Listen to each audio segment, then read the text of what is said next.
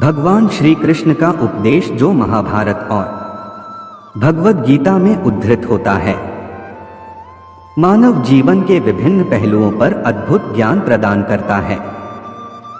वे केवल पुरुषों के लिए ही नहीं बल्कि स्त्रियों के लिए भी उपयुक्त मार्गदर्शन देते हैं। स्त्रियों के संदर्भ में उन्होंने यह परामर्श दिया है कि कुछ बातें ऐसी होती हैं जिन्हें हमेशा गोपनीय रखना चाहिए। यह परामर्श जीवन में शांति और सुरक्षा सुनिश्चित करने के लिए होता है।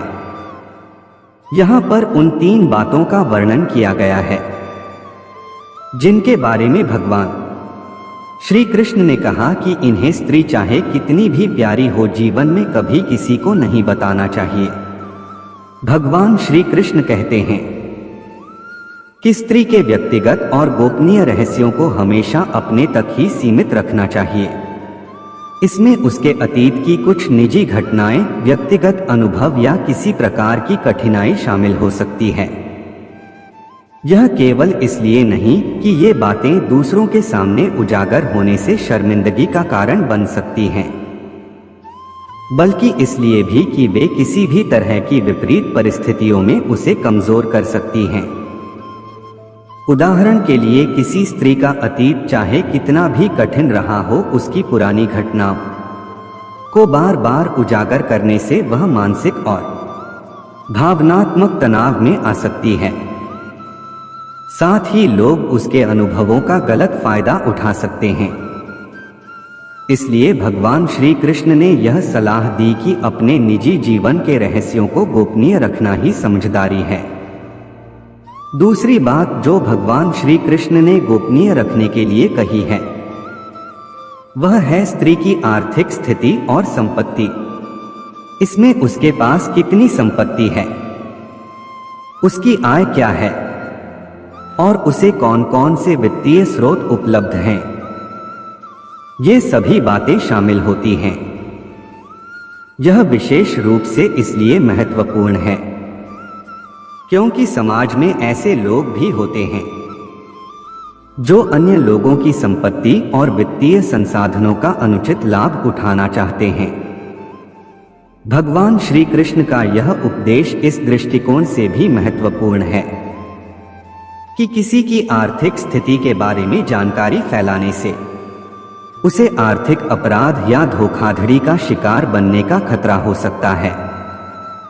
इसलिए अपनी आर्थिक स्थिति और संपत्ति की जानकारी को निजी रखना ही समझदारी है।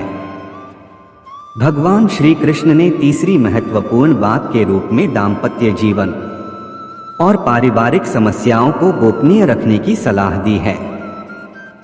हर परिवार में कभी कभी कुछ विवाद और असहमति होती है, जो कि सामान्य बात है, लेकिन उन विवादों को सार्वजनिक करना या बाहरी लोगों के सामने प्रकट करना उचित नहीं होता।